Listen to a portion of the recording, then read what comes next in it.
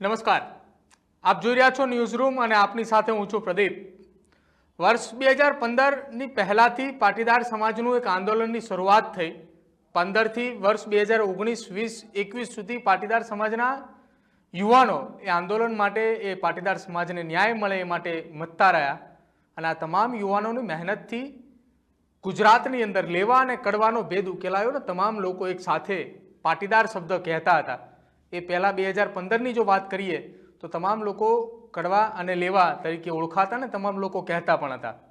ત્યારે હવે ફરી એક વખત રાજકોટથી એક વિવાદના સૂર ઉઠ્યા છે કે રાજકોટની અંદર પહેલા ખોડલધામની એક નવરાત્રી થતી હતી, તેમાંથી અલગ થઈને લેવા પટેલનું જ બીજું ગ્રુપ એટલે સરદારધામની નવરાત્રીની શરૂઆત થઈ। ત્યારબાદ કડવા પાટીદાર સમાજની જો વાત કરવામાં આવે તો એમને એક નવરાત્રી થતી હતી યુવી ક્લબ અને એમાંથી યુડી ક્લબની એક શરૂઆત થઈ। આ તમામ વિષયને લઈને ચર્ચા કરવા માટે મારી સાથે પાટીદાર સમાજના આગેવાન અલ્પેશભાઈ કથિરિયા જોડાયા છે। અલ્પેશભાઈ, સ્વાગત છે આપનું ન્યૂઝરૂમમાં।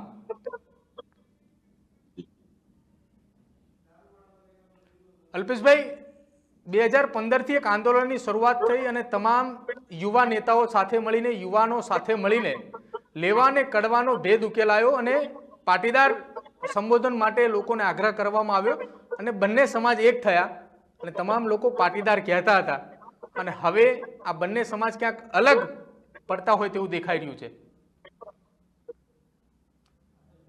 ના પ્રદીપભાઈ, એવી વર્તમાનમાં કોઈ વાતો નથી। તમે જે વાત કરી કે રાજકોટમાં આ રીતે અલગ અલગ નવરાત્રીના આયોજન થાય છે, તો સ્વાભાવિક છે કે એક જ જગ્યાએ, એક જ સમૂહમાં ઘણી બધી એવી નવરાત્રીઓ હોય છે કે ત્યાં જગ્યાઓનો અભાવ હોય છે, બીજા પ્રશ્નો હોય છે કે એક જગ્યાએ લોકો રમી ના શકતા।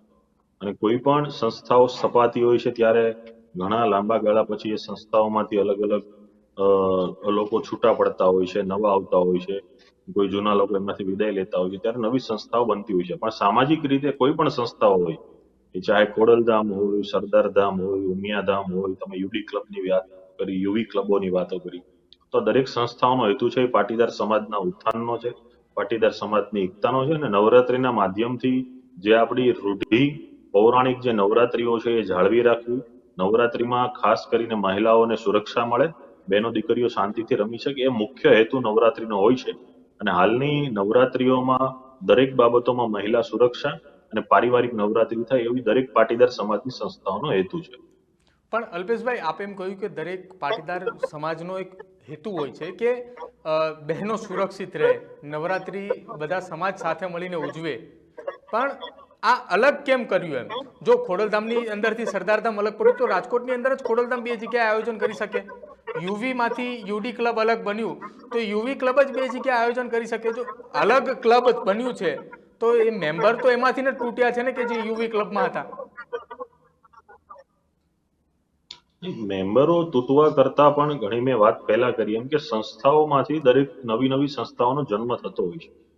ખોડલધામ છે તો ખોડલધામની રાજકોટની અંદર ચારેક નવરાત્રીઓ અલગ અલગ ઝોન વાઇઝ થાય છે। બીજી સંસ્થાઓ છે તો એમની પણ નવરાત્રીના આયોજન એની રીતે થતા હોય છે। યુડી ક્લબ અને યુવી ક્લબની વાત છે, મેં પહેલા કીધું કે એક ક્લબ હતો, એમાંથી આજ યુવી ક્લબ થયો, તો એ દરેક વસ્તુઓનું વિસ્તરણ થતું હોય છે। હવે એમાંથી અલગ થવું કે એમાં સાથે રહેવું એનો મતલબ એવો નથી કે સંસ્થા એક જ હોય તો જ લોકો સાથે હોય। કેમ કે આજે વિશાળ સમાજ છે તો સ્વાભાવિક છે કોઈ સંસ્થા આખા સમાજનું પ્રતિનિધિત્વ કરી શકે એવું વર્તમાન સમયમાં શક્ય પણ નથી, કેમ કે 1.25 કરોડથી વધારે વસ્તી પાટીદાર સમાજની છે। તો દરેક સંસ્થાઓ, ઘણી સંસ્થાઓ એવી છે કે જે જિલ્લામાં કાર્યરત છે, કોઈ સંસ્થાઓ ગ્રામ્યમાં કાર્યરત છે, કોઈ સંસ્થાઓ શહેર પૂરતી હોય, ગામડા પૂરતી હોય।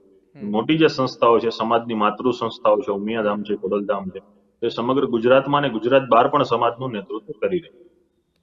અલ્પેશભાઈ, આપ એવું માનો છો કે પાટીદાર સમાજ 2015ની અંદર એક આંદોલનની શરૂઆત થઈ, યુવાનો એક થયા અને બંને લેવા અને કડવાને એક કર્યા, ત્યારબાદ હવે ફરી એક વખત બંને લેવા અને કડવાને, બંને સમાજને એક કરવાની જરૂર હોય એવું લાગી રહ્યું છે આપને?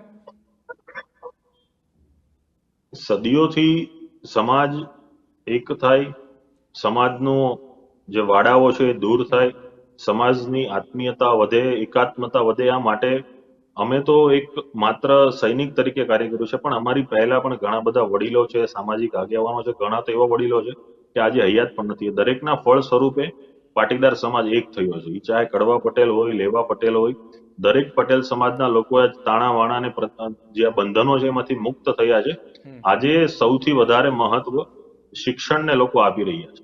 શિક્ષણ હોય, સારું વ્યવસ્થિત શિક્ષણ હોય, એની સાથોસાથ સારા ઘર હોય, તો આજે રોટી બેટીના પણ વ્યવહારો થતા આપણને જોવા મળે છે. ઉત્તર ગુજરાતમાં દીકરા દીકરી હોય તો સામે સૌરાષ્ટ્રના દીકરા દીકરી હોય તો એકબીજાને ત્યાં જે આપણે લગ્ન પહેલાની જે પ્રક્રિયા છે, એકબીજાના ઘરે જોવા જવાનું હોય છે, એકબીજાના ઘરે સગા સંબંધી મળતા હોય છે, એ દરેક પ્રક્રિયા આજે સમાજમાં થતી જોવા મળે છે. અને અમને પણ ખૂબ ગૌરવ થાય છે કે 2015 પછી આ સંખ્યામાં ઉત્તરોત્તર વધારો થયો છે. આજે એ સંખ્યામાં ઘટાડો નથી જોવા મળ્યો. 2015 થી અત્યારે સતત કન્ટિન્યુ એમાં ગ્રાફ ઊંચો થતો જાય છે અને બંને સમાજ વચ્ચે ખૂબ સારા અને આત્મીયતાપૂર્વકના સંબંધો છે. ક્યાંય પણ મળવાનું થાય તો બંને સમાજના આગેવાનો હોય, ચાહે કાર્યકર્તા હોય અથવા કોઈ પણ નથી, પણ માત્ર સામાજિક હેતુથી કોઈ લગ્નમાં કે સામાજિક પ્રસંગોમાં પણ ભેગા થાય છે તો ખૂબ આત્મીય ભાવોથી વાતો પણ કરતા હોય છે. અને અમને ખૂબ ગૌરવ છે કે આજે 2015ની ફળશ્રુતિના ભાગ સ્વરૂપે જે ફળો પ્રાપ્ત થયા છે એમાંનું એક ફળ હોય તો બંને સમાજ ખૂબ નજદીક આવ્યા છે, રોટી બેટીના વ્યવહારો થયા છે. એના કારણે ભવિષ્યની અંદર ઘણા બધા ફેરફારો પણ જોવા મળશે અને બંને સમાજ વચ્ચે ઘણી બધી નિકટતા પણ બંધાશે. અલ્પેશભાઈ, મારું એક એવું હું આપણે એક વાત કરું છું, જો આપ એની સાથે સહેમત થાવ તો રાજકોટની અંદર આપે કહ્યું ખોડલધામના 4 ઝોનમાં નવરાત્રી થાય છે. સરદાર ધામની પણ નવરાત્રી અલગ થાય છે, યુવી ક્લબ અને યુડી ક્લબની પણ નવરાત્રી અલગ થાય છે. આ તમામ લોકો જો એક સાથે મળે અને રાજકોટના અલગ અલગ ઝોનની અંદર એક જ સાથે સમૂહની એક નેજા હેઠળ જો નવરાત્રીનું આયોજન કરે તો એ કેટલું યોગ્ય કહેવાય? આગળ જતા એ વધારે ફાયદો અપાવે કે ના અપાવે? ના, ચોક્કસ આગળ જતા વધારે ફાયદો અપાવી જ શકે. પહેલા ખોડલધામની જે રાજકોટમાં નવરાત્રી હતી એક જ થતી હતી, પણ અત્યારે જે સંખ્યાનો પ્રશ્ન હોય છે કે એક જ સંખ્યામાં બહુ મોટી સંખ્યામાં લોકો બેસી શકે પણ ગરબે રમવા એવી વિશાળ જગ્યા એકઠી કરવી, વિશાળ ગ્રાઉન્ડ ભેગા કરવા, એ વર્તમાન સમયમાં સંખ્યા નથી. જેમ જેમ ખોડલધામની નવરાત્રીની અંદર લોકોનો સમૂહ વધવા માંડ્યો, કૌટુંબિક લોકો આવવા માંડ્યા, સંખ્યા વધવા માંડી, તો ધીમે ધીમે એમાં ઝોન પડ્યા અને અત્યારે ઝોન વાઇઝ નવરાત્રી થાય છે. છતાં પણ હજી પણ ઝોન વાઇઝ નવરાત્રી થતી હોવા છતાં પણ હજી એટલી સંખ્યાને કંટ્રોલ કરવો, એક સાથે લોકોને બેસાડવા, મહેમાનોને સાચવવા, પછી ખેલૈયા જે ટ્રેડિશનલ છે એના ગ્રુપોને અલગ રાખવા, સામાન્ય કપડાં પહેરેલા લોકો છે એમને પણ અલગ ઝોનમાં રમાડવા, ઘણી બધી વ્યવસ્થાઓ કરવી પડતી હોય છે. અને હું આ બાબતે પરિપ્રેક્ષમાં એક વાત કહેવા માંગુ છું કે દરેક વિષય હોય છે ને, વિષય એની એક મર્યાદા હોય છે. માનો ગણિત છે, વિજ્ઞાન છે, સામાજિક વિજ્ઞાન છે, તો આ દરેક વિષયો અલગ અલગ છે. તમે ભલે કોઈ પણ ધોરણમાં ભણો છો પણ એની બુકો અલગ અલગ છે, પણ એ બુકોને એક નથી કરી શકાતી. એમ કે દરેકનું મહત્વ અલગ અલગ હોય છે. એમ દરેક સંસ્થાઓ છે, કોઈ સંસ્થા આરોગ્ય માટે કામ કરી રહી છે, કોઈ સંસ્થા શૈક્ષણિક માટે કામ કરી રહી છે, કોઈ સંસ્થા કૃષિ ક્ષેત્રે કામ કરી રહી છે, કૌટુંબિક ઝઘડાઓ હોય, દીકરીઓની બાબત હોય, સુરક્ષાની બાબત હોય, એનું કાર્ય કરી રહી છે. સરદાર પટેલ સેવાદળ એસપીજી ગ્રુપ છે એના કાર્ય કરી રહી છે. તો સમાજની જેટલી પણ સંસ્થાઓ છે એ દરેકના અલગ અલગ હેતુઓ છે, અલગ અલગ કામો છે અને પોતે અલગ અલગ રીતે કાર્ય કરતી હોય છે. પણ સામાજિક રીતે દરેકનો હેતુ જોવા જઈએ તો છેલ્લે ત્યાં જ આવીને ઉભા રહે છે કે સામાજિક ઉત્થાન, સામાજિક એકતા અને સામાજિક વિકાસ થાય, સામાજિક રીતે દરેક લોકો એકબીજાથી જોડાય, એવો પરસ્પર ભાવનાના હેતુથી દરેક સંસ્થા પોતાનું આગવી રીતે કામ કરી રહી છે. અલ્પેશભાઈ, મારે ભૂતકાળમાં થોડું જવું છે. વર્ષ 2015ની અંદર જ્યારે અનામત આંદોલનની શરૂઆત થઈ ત્યારે તમામ સમાજ એક થયો અને બધા પાટીદાર લખાવતા થયા. ત્યારથી અત્યાર સુધી પાટીદાર સમાજને અનામત પણ મળી, સરકારની અંદર પાટીદાર સમાજને સ્થાન પણ મળ્યું, સહકારી ક્ષેત્રે પણ પાટીદાર સમાજને સ્થાન મળ્યું. પણ એ સ્થાન મેળવવામાં આંદોલનની અંદર જે નેતાઓ હતા એ બધાને સમાન જવાબદારીઓ, મતલબ અમુક અંશે કોઈને સંગઠનમાં જવાબદારી મળી સરકારની અંદર, કોઈને સરકારમાં સ્થાન મળ્યું, કોઈ ધારાસભ્ય બન્યા. હવે આ રાજકોટની અંદર આ અલગ અલગ જે નવરાત્રીઓ થઈ રહી છે, આપે એમ કહ્યું કે લોકોને વ્યવસ્થિત રીતે, સમાજની દીકરીઓ વ્યવસ્થિત રીતે ગરબા રમી શકે એ માટે, પણ આ બધાની પાછળ રાજકીય જશ ખાટવાનો હેતુ હોઈ શકે ખરા? જો રાજકીય જશ ક્યારે કોણ ખાટી જશે એની કોઈ અત્યારથી કોઈ બાંહેધરી ના આપી શકે. માનો કે 2015માં અમારી ખુદની વાત કરીએ, અમે જ્યારે આંદોલનની આ શરૂઆત કરી ત્યારે કોઈના મનમાં રાજકીય પ્રસિદ્ધિ લેવી કે રાજકીય રીતે જોડાવવું કે રાજકીય પક્ષ સાથે બેસવું, આગળ વધવું એવું ન હતું. માનો કે આજે અમારી જ વાત કરીએ, હું મારી વાત કરું તો હું પણ પાર્ટી સાથે જોડાયેલું છું, અમારી સાથે બીજા પણ લોકો તો અલગ અલગ પાર્ટી સાથે જોડાયેલા છે. તો એ રાજકીય પ્લેટફોર્મ એક અલગ બાબત છે અને સામાજિક પ્લેટફોર્મ એનાથી એક વિશેષ અલગ બાબત છે. કેમ કે રાજકીય બાબતોની આપણે વાત કરીએ તો દરેક પાર્ટીના અલગ અલગ સિદ્ધાંતો છે, દરેક પાર્ટીની અલગ અલગ વિચારધારા છે, દરેક પાર્ટીનું અલગ અલગ માળખું હોતું છે. જ્યારે સમાજમાં એકાત્મકતાનું માળખું હોય છે, દરેક સંસ્થાઓની અંદર તમને દરેક રાજકીય વિચારધારાના લોકો જોવા મળે છે, પણ એ સામાજિકતાના મંચ પર એક સાથે હોય. પાર્ટીમાં ભલે કોઈ અલગ અલગ પાર્ટીઓમાં હોઈ શકે છે, પણ જ્યારે સમાજની વાતો હોય છે ત્યારે સામાજિક રીતે લોકો એક જોવા મળતા હોય. ઘણી વખત સંસ્થાઓમાં પણ એવું બને છે કે રાજકીય બાબતોનો જે લાભ નથી લેવાનો હોતો એ સમાજના કોઈ વ્યક્તિ લઈ જતા હોય છે, પણ એનો મતલબ એવો નથી કે સામાજિક પ્લેટફોર્મનો રાજકીય ઉપયોગ થતો આવ્યો છે.